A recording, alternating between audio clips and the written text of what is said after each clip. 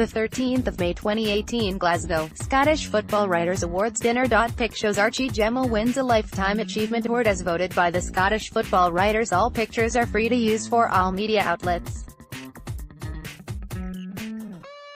Archie Gemmill won 3 English top-flight titles, a European Cup winners' medal, and his son Scot is manager of Scotland Under-21s, writes Duncan Hare.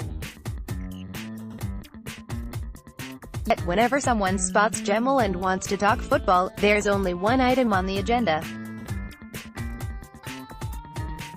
That goal. It was a special moment for me.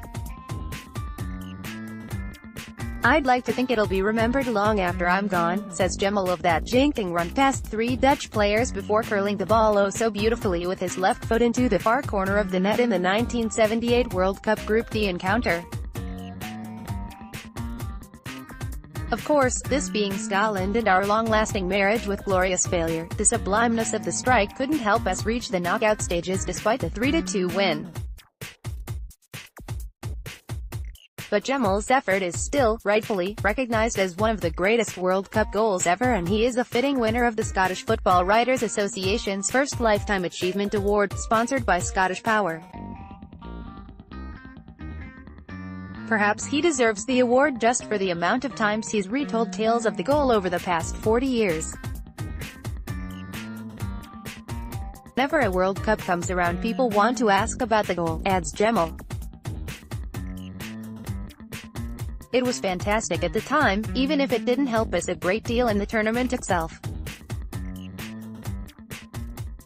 But over the years, it's given a few people some joy, and a bit of hope, I suppose, for the future. Immortalized in Trainspotting it might have been, but Gemmill modestly adds, unlike Ewan McGregor's character Renton, that he's not a fan of watching the goal that made his name. I'm not the type to watch it, he says. I couldn't tell you the last time I saw the goal.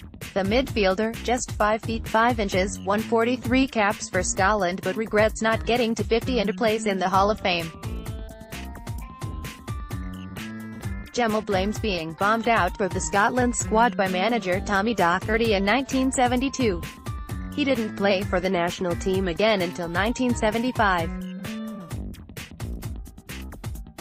Anyone who played 50 times for their country at that time was a bit special. It would have been a landmark for me, added the 71-year-old. Gemmill may be remembered for his exploits in a Scotland shirt, but his club career was made in England. After leaving St Mirren for Preston North End in 1967, Gemmill spent the rest of his career down south for a brief interlude in the USA in 1982 with Jacksonville Team N. He won the First Division title with Derby County in 1972 and 1975, and also with Nottingham Forest in 1978.